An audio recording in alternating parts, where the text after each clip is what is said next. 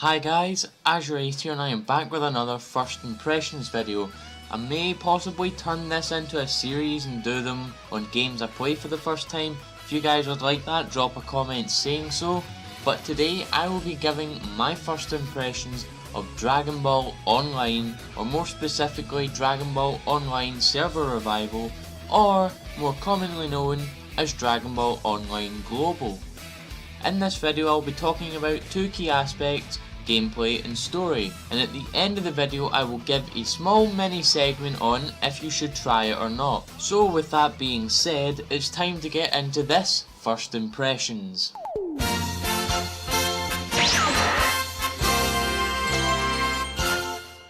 First, the story. Dragon Ball Online has always had an interesting story behind it. It takes a very wide spin on Dragon Ball and absolutely runs with it. The story begins after the end of Dragon Ball Z, after Goku leaves the 28th Tenkaichi Budokai to train Oob in age 784.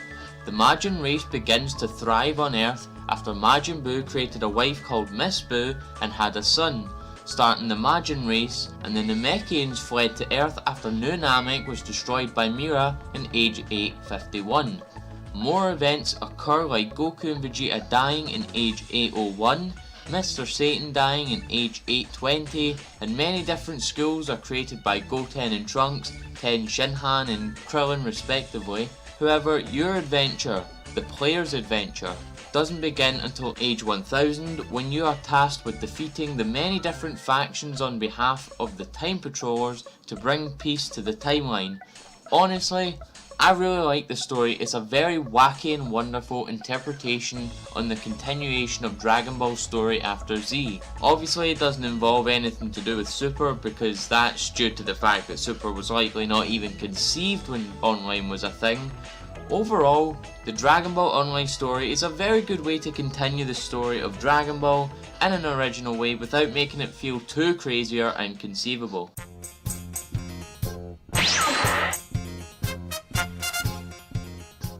Now then, the gameplay.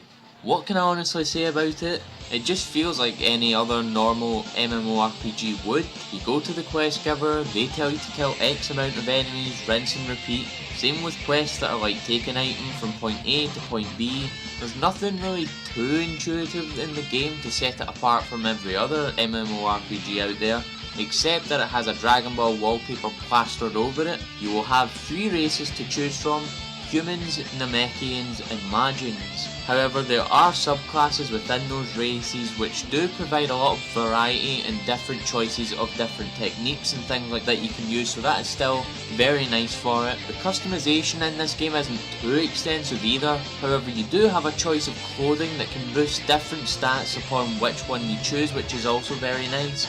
The game can be fun.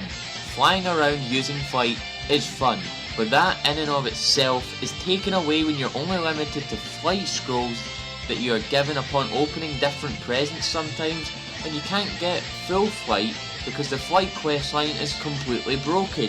And speaking of completely broken, half the bloody quests in this game are more broken than Pokemon Go on a good day, whether it be the right enemies not spawning or not being able to pick up quest items. They just don't work.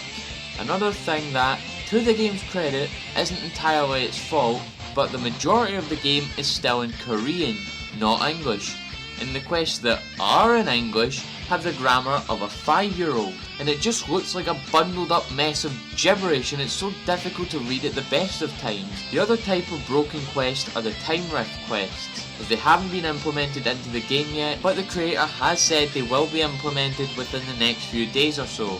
But other than that, the game isn't half bad. It's just an MMO like any other MMO is. It's completely indifferent, so to that end, gameplay wise, it's pretty good. But now the question you probably have is, should you try it? Let's see now.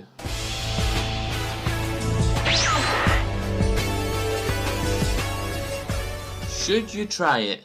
You know, this game is fun, sometimes anyway.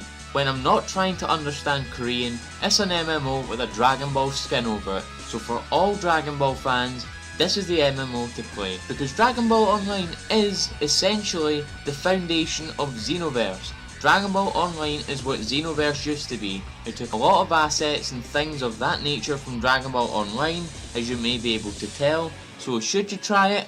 I say yes. The game is free to download, as well as the English patcher.